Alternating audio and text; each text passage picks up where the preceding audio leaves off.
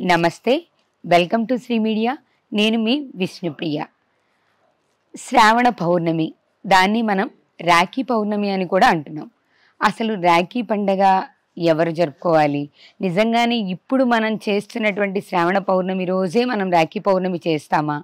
దానికి మన సాంప్రదాయానికి ఎంతవరకు సంబంధం ఉంది? ఇప్పుడు జరుగుతున్నది సాంప్రదాయబద్ధంగానే జరుగుతుందా? ఇలాంటి ప్రశ్నలకి మన గురువుగారు సుధీర్ శర్మ గారి ద్వారా సమాధానాలు తెలుసుకుందాం. ఇప్పటికే మనం మన ఛానల్లో గురువుగారి ద్వారా కొన్ని ప్రోగ్రాంలు చేశాము. ఇప్పుడు దీని మీద విశ్లేషణ కార్యక్రమాన్ని చేయబోతున్నాం. నమస్తే గురువుగారు. శ్రీమాత్రే నమః. శ్రీ గురుభ్యో నమః. గురువుగారు, సహజంగా సాంప్రదాయము పద్ధతులు ఇంతకు ముందు కంటే బాగా పెరిగినాయని చెప్పాలి. అవునమ్మా. ఏ పద్ధతులు ఆచరిస్తున్నారనేది పక్కకు పెడితే ప్రతి దాంట్లోనూ కొంచెం హంగు ఆర్భాటాలు ఎక్కువగా కనిపిస్తున్నాయి. దాంట్లో భాగంగానే ఇప్పుడు మనం రాఖీ పౌర్ణమి, శ్రావణ పౌర్ణమి రోజు రాఖీ పండుగ చేస్తున్నారు. దాన్ని కూడా కొంచెం రకరకాల పద్ధతులు ఆచరిస్తున్నారు. అసలు శ్రావణ పౌర్ణమి రోజు మనం ఆచరించాల్సిన కార్యక్రమాలు అంటే హిందూ ధర్మ సాంప్రదాయం ప్రకారం శ్రావణ పౌర్ణమి రోజు ఏం చేస్తాం? మంచి ప్రశ్నమ్మా. ఇప్పుడు శ్రావణ పౌర్ణమి, ఇప్పుడు మనకి మాసాలు 12 మాసాలు వస్తూ ఉంటాయి. ప్రతి పౌర్ణమికి ఒక నక్షత్రం అనేది ప్రధానంగా ఉంటుంది మనకి. కాబట్టి ఆ మాసానికి ఆ నక్షత్ర నామమే వస్తూ ఉంటుంది. శ్రావణ పౌర్ణమికి రోజున శ్రవణ నక్షత్రం వస్తుంది కాబట్టి శ్రావణ మాసం అయింది. ఇది తప్పనిసరిగా 12 మాసాలకి ఆ పౌర్ణమికి తప్పనిసరిగా ఆ నక్షత్రం వస్తుంది. కార్తీక మాసానికి కృతికా నక్షత్రం, చైత్ర మాసానికి చిత్తా నక్షత్రం, అట్లానే ఆషాఢ మాసానికి ఉత్తరాషాఢ నక్షత్రం. ఇట్లా ప్రతి మాసానికి పౌర్ణమి రోజున ఆ నక్షత్ర ప్రధానంగానే ఆ మాసానికి నామం రావడం అనేది జరిగింది. చైత్ర మాసంలో కానివ్వండి, అంటే మనకి ఏదైనా ఉత్తరాయణ పుణ్యకాలంలోనే కొన్ని ధర్మకార్యాలు చేస్తూ ఉంటారు. వాటిల్లో ముఖ్యంగా ఉపనయనాలు, దేవతా ప్రతిష్టలు, ఇట్లాంటివన్నీ కూడాను ఉత్తరాయణ పుణ్యకాలంలో మాత్రమే చేస్తూ ఉంటాం. దక్షిణాయనంలో ఉపనయనాలు ఉండవు, దేవతా ప్రతిష్టలు ఉండవు. మరి కొన్ని చోట్ల చేస్తున్నారు కదా, అంటే గ్రామ దేవత ప్రతిష్ట ఆలయ ప్రతిష్టలకి ఈ రకమైనటువంటి ఇవి ఉండవు. ఎప్పుడైనా దక్షిణాయన ఉత్తరాయణంలో కూడా చేసుకోవచ్చు, దానివల్ల ప్రమాదం ఏం లేదు.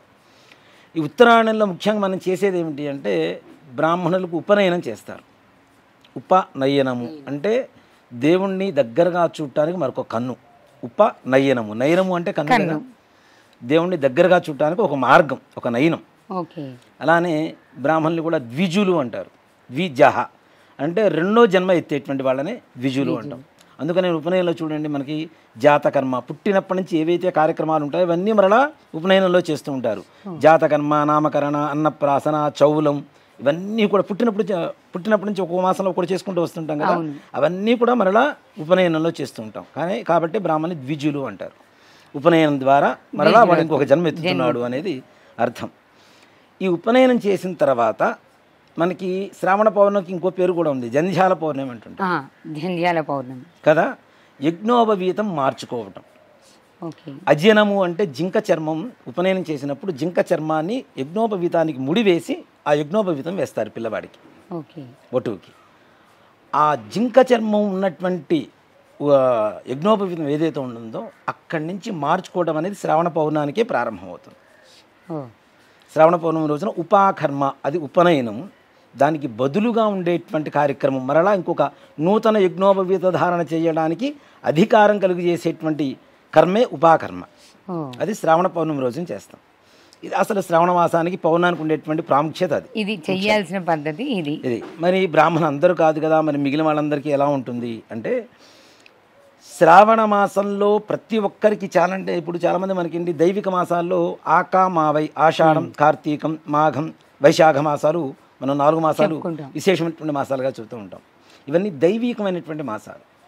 శ్రావణ మాసం మనిషి మానసిక ప్రశాంతతను పెంచి ఆందోళనను దూరం చేసి కష్టాలను నివారణ చేసేటువంటి మాసమే శ్రావణ మాసం. ఎందుకు? శ్రావణ పౌర్ణమి రోజున శ్రవణ నక్షత్రం వస్తుంది. శ్రవణ నక్షత్రం అంటే సాక్షాత్ కలియుగ దైవం వెంకటేశ్వర స్వామి వారి జన్మ నక్షత్రం. అలాగే చంద్రుడు అధిపతిగా ఉండేటువంటి నక్షత్రమే శ్రవణ నక్షత్రం. మనకు 3 నక్షత్రాలు ఉంటాయి, రోహిణి, హస్త, శ్రవణం. మిగిలిన 2 నక్షత్రాలకు మాసాలు లేవు, రోహిణి, హస్త నక్షత్రాలకు మాసాలు లేవు. కేవలం శ్రావణ మాసానికి శ్రవణ నక్షత్రానికి మాత్రమే ప్రాధాన్యత ఉంటుంది. చంద్రుడు ఏమిస్తాడు? చంద్రమా మనసే జాతః చంద్రుడు మనస్సు మీద ఎక్కువగా ప్రభావాన్ని చూపిస్తూ ఉంటాడు. మనుషులకు ఉండేటువంటి సకల ఆందోళనలు, మానసికమైనటువంటి అప్రశాంతతను దూరం చేసేటువంటి ఆనందకరమైనటువంటి మాసమే ఈ యొక్క శ్రావణ మాసం.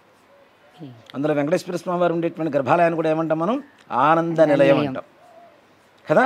అలాగే ప్రతి ఒక్కరికి ఆనందాన్ని ఇచ్చేటువంటి మాసమే శ్రావణ మాసం. అందులో శ్రావణ పౌర్ణమి ఇంకా సంపూర్ణమైనటువంటి మానసిక ప్రశాంతతనిస్తూ ఉంటుంది. అందుకనే చూడండి, వివాహం ముహూర్తం పెట్టేటప్పుడు తారాబలం, చంద్రబలం కూడా చూస్తాం. చంద్రుడు బలంగా ఉన్నాడా లేదా అనేది చూస్తాం ముఖ్యంగా. అలాగే పౌర్ణమి ముందు అంటే అమావాస్య నుంచి పౌర్ణమి వరకు పుట్టినటువంటి వాళ్ళ పరిస్థితి ఒకలాగా ఉంటుంది. పౌర్ణమి నుంచి అమావాస్య వరకు పుట్టిన రోజులు 15 రోజుల్లో పుట్టినటువంటి వాళ్ళ పరిస్థితి ఒకలాగా ఉంటుంది. అంటే చంద్రబలం, క్షీణచంద్రుడు, పూర్ణచంద్రుడు.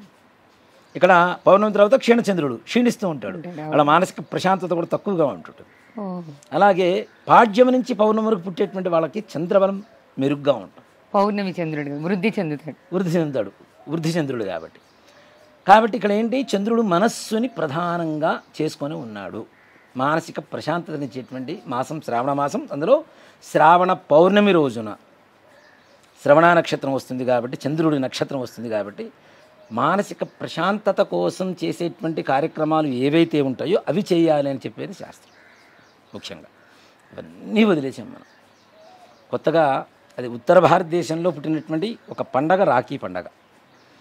మరి దక్షిణ భారతదేశం, మనం కూడా భారతీయులమే కదా, మనం ఎందుకు చేసుకోకూడదు, వాళ్ళు చేసుకుంటున్నారు అంటే, వాళ్ళు అమావాస్యను ప్రధానంగా తీసుకుంటారు. వాళ్ళది సౌరమానం కాబట్టి. మంది చాంద్రమానం, స్వస్తి శ్రీ చాంద్రమానేనా అని రాస్తాం మనం. వాళ్ళు స్వస్తి శ్రీ సౌరమానేనా అని రాస్తాం. మనకేంటి, అమావాస్య నుంచి అమావాస్య వరకు ఒక నెల తెలుగు మాసాలు. వాళ్ళకి పౌర్ణమి నుంచి పౌర్ణమికి ఒక నెల. వాళ్ళకి ఆషాఢ పౌర్ణమికి శ్రావణ మాసం ప్రారంభం అయిపోయింది వాళ్ళకి. మనకంటే 15 రోజుల ముందే ప్రారంభం అయిపోతుంది వాళ్ళకి. కాబట్టి చంద్రుడిని ప్రధానంగా తీసుకుంటాం మనం కాబట్టి పౌర్ణమి రోజున పూజ చేస్తాం. వాళ్ళు సూర్యుడిని ప్రధానంగా తీసుకుంటారు కాబట్టి అమావాస్య రోజున పూజ చేస్తారు. అలాగే ఇక్కడ చూడండి, ఈ శ్రావణ మాసంలో 2024 ఆగస్టు 19వ తారీఖు వచ్చేటువంటి శ్రావణ పౌర్ణమి ఇంకా విశేషంగా కూడా ఉంది. శ్రవణ నక్షత్రం చంద్రుడికి నక్షత్రం అని చెప్తూ ఉంటే సోమవారం కూడా కలిసి వచ్చింది. సోమవారం అంటే చంద్రుడేగా సోముడు కదా. అంటే చాలా విశేషమైనటువంటి రోజు.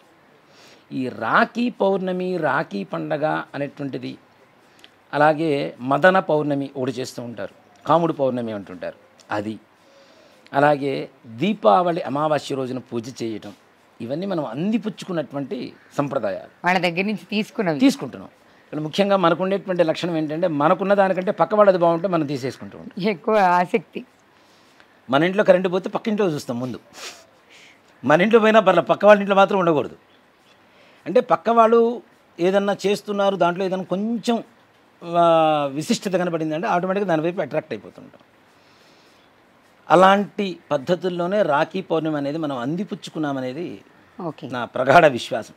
ఓకే, పురాణాల్లో ఉన్నాయని చెప్పి కొంతమంది చెబుతున్నారు. కృష్ణుడికి ఆయన చెల్లెలు సుభద్రాదేవి కట్టిందని చెప్పి కొంతమంది చెబుతున్నారు. ఇవన్నీ తీసి పక్కన పెడితే అసలైన రాఖీ పౌర్ణమి ఎప్పుడు వస్తుంది అంటే కార్తీక మాసంలో 2వ రోజున, కార్తీక శుద్ధ విధియ భగిని హస్తభోజనం. అది అసలైన రాఖీ. మన సంప్రదాయం ప్రకారం యమధర్మరాజు ఎప్పుడు పనులతో ఆయన చెల్లెలు యమున పిలుస్తూ ఉంటే రావట్లేదు ఇంటికి, భోజనానికి రావట్లేదు ఏ రోజు కూడాను. ఒక్కసారి వచ్చిపో అంటే కూడా ఆయన కుదరక కార్తీక శుద్ధ విధియ రోజున ఆయన తీరిక చేసుకొని ఆయన చెల్లెలు ఇంటికి భోజనానికి వచ్చారు. ఆ రోజే భగిని హస్త భోజనం అసలైన రాఖీ అనేది శాస్త్రం చెబుతోంది. యమధర్మరాజు కూడా విశేషమైనటువంటి రోజు. ఆ రోజు చెల్లెలు ఇంటికి చెల్లెలో అక్క ఇంటికి వెళ్ళి భోజనం చేసి పుట్టింటి వారి తరఫు నుంచి ఏదో కానుకలు ఇచ్చి వారికి మేము ఉన్నాము అనేటువంటి ఒక సపోర్ట్, ధైర్యాన్ని ఇచ్చి వాళ్ళని ఆశీర్వదించి రావడం, వాళ్ళ దగ్గర ఆశీర్వచనం తీసుకొని రావడం అనేది జరుగుతూ ఉంటుంది. ఇది పోయి కొత్తగా రాఖీ పౌర్ణమి ఇందులో ఇంకొక అంటే నేను చెప్తున్నాను కదా, ఒక దరిద్రమనే చెప్తా. రాఖీ పౌర్ణమి మనది కాదురా అంటే రాఖీ కట్టించుకోవడానికి సుముహూర్తాలు చూసుకోవటం. కొంతమంది సిద్ధాంతులు పెద్ద పెద్ద వాళ్ళు కూడా దీన్ని సపోర్ట్ చేస్తున్నారు. నేను వాళ్ళని మాత్రం వ్యతిరేకిస్తాననే చెప్తా.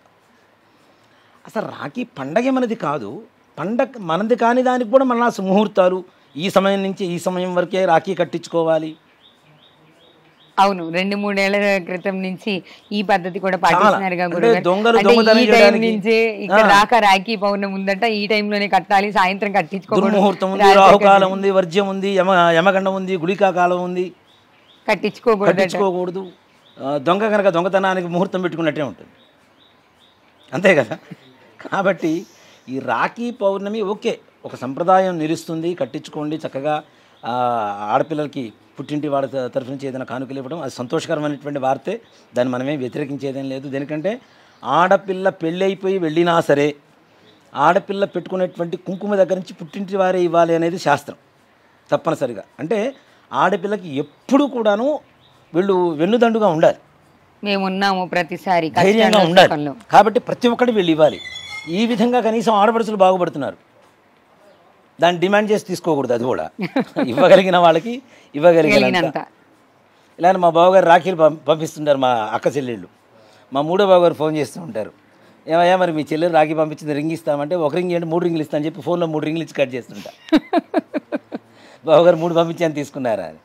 అలానే అంటే చెప్తున్నానమ్మా, దీన్ని డిమాండ్ చేయడం కూడా కాదు, వాళ్ళకు ఉండేటువంటి ఇంతలో ఏదైనా సరే మీకు ఏదైనా తప్పనిసరి కానుకలు ఇవ్వడం అనేది, ఆడపడుచుని పోషించడం అనేది మంచి పద్ధతే. కాబట్టి దానికి కాదని చెప్పను, కానీ దానికి సుముహూర్తాలు అలాంటి విపరీతమైన పోగడగలిగి పోయి ఈ ముహూర్తంలోనే కట్టించుకోవాలి. దీంతో నిజంగా ఒక మాట చెప్తాను, ఎక్కడో హైదరాబాద్లో ఉంటాడు అన్నయ్య, చెల్లెలు ఎక్కడో గుంటూరులో ఉంటుంది. ఆ ముహూర్తానికి వీడు పరిగెత్తుకుంటూ పోయి కారులోనో దేంట్లోనూ పోయి అవి అక్కడ గుద్దుకొని సుముహూర్తం దాటిపోతుంది, కట్టించుకుంటే ఇంకా కీడు కలుగుతుంది అని చెప్పి ఆ ముహూర్తానికి వెళ్ళి వాడు పరిగెత్తుకుంటూ పోయి వాడు ఎక్కడో కారు తీసుకొని గుద్దు రాఖీ కడితే ఏం జరగదు అనేటువంటిది మన వాళ్ళ విశ్వాసం. అది కట్టించుకోవడానికి పోయేటప్పుడు ప్రమాదం జరిగితే ప్రమాదమే కదా. కాబట్టి ఇలాంటివి ఏవి కూడా మూఢనమ్మకాలు మనసులో పెట్టుకోకుండా కట్టించుకోండి. ఆడపిల్లలకి చక్కగా అండదండలుగా ఉండండి, వాళ్ళని సంతోషపరచండి, మీరు సంతోషపడండి. అంతేగాని అసలైన రాఖీ పౌర్ణమి అంటే కార్తీక మాసంలో వచ్చేటువంటి శుద్ధ విధియ 2వ రోజు భగిని హస్త భోజనం. ఇది చేసుకున్నా సరే రాఖీ తప్పనిసరిగా ఆ రోజున వెళ్ళి భోజనం చేయండి. తప్పనిసరిగా యమధర్మరాజు కూడా సంతోషిస్తాడు, అరే నేను సూచించినటువంటి ఒక రోజున వీళ్ళందరూ దాన్ని పాటిస్తున్నారు, అంతే కదా. ఇప్పుడు నేను చెప్పింది ఒక మాట వింటున్నారు అంటే నాకు ఆనందకరంగా ఉంటుంది కదా. ఆయన సూచించినటువంటి మార్గంలో మనం నడిస్తే తప్పనిసరిగా ఆయన అనుగ్రహం కూడా కలిగి అపమృత్యు దోషాలు కూడా పోతాయనే చెప్తాను నేను తప్పనిసరిగా. కానీ గురుగారు, ఇక్కడ మీరు చెప్పిన పద్ధతిలో మనది కాని సాంప్రదాయాన్ని మనం ఆర్భాటంగా ప్రపంచవ్యాప్తంగా చేసేస్తూ హడావిడి చేస్తున్నాం. మీరు చెప్పిన ఆ కార్తీక మాస విధి, ఆ భగిని హస్త భోజనం రోజు అసలు నిజంగానే ఇది ఎంతమందికి తెలుసో తెలీదో అనే సందేహం ఉంది నాకు. అమ్మా నిజంగా అంటే రాఖీలు కూడా బంగారు రాఖీలు, వెండి రాఖీలు, ఎందుకు భోగం ఉంది కాదని చెప్పను. అసలు రక్షాబంధనం అంటే ఏంటి? బంధనం అంటే కంకణం కదా. కంకణానికి బంగారాలు వెండినేంటి? చక్కగా ఒక మామిడాకేసి కట్టేసి పసుపు పూసేసి ఉదాహరణకి చాలా, అదే బంధం, మంగళం, అంతే. మంగళప్రదం, యాంటీబయోటిక్. వాడు తింటున్న ఫుడ్లో కూడా పసుపు కలుస్తుంది, ఏదైనా ఉన్నా కూడాను ఏదైనా చెడు ఉన్నా కూడా వెళ్ళిపోతుంటుంది. అంతేగాని బంగారాన్ని వెండిని రకరకాల దేవుళ్ళు పెట్టి ఈ చేయి తీసుకెళ్ళి ఎక్కడో ఏదేదో చేస్తూ ఉంటాం మనం, అప్పుడు ఆ దేవతలు తగులుతూ ఉంటారు, తప్పు కదా. దానికన్నా కంకణం కట్టండి, చక్కగా ఆడపిల్లలకి ఇవ్వండి. మరలా తప్పనిసరిగా కార్తీక మాసంలో వచ్చేటువంటి భగిని హస్త భోజన రోజున తప్పనిసరిగా గుర్తుపెట్టుకొని, మరలా అప్పుడు కూడా ఇంకో వీడియో చేద్దాం, తప్పనిసరిగా గుర్తుపెట్టుకుని ఆ రోజున వెళ్ళండి. నిజంగా యమధర్మరాజు అనుగ్రహం తప్పనిసరిగా కలుగుతుంది. ధన్యవాదాలు గురుగారు. అయితే అసలు నిజంగానే మనది కాని సాంప్రదాయాన్ని మనం ఎంత బాగా సమాజంలో పాటిస్తున్నాము అనేది మనకు బాగా జీర్ణించుకుపోయిన విషయం. అలాగే ఇది చేసుకున్నప్పటికీ కూడా మనం భగిని హస్త భోజనం చేయడం, ఆ కార్తీక శుద్ధ విధియ రోజు మనం దాన్ని పాటించాలి అనేది మళ్ళీ కూడా జనాలందరికీ అర్థమయ్యేలాగా చేద్దాం గురుగారు.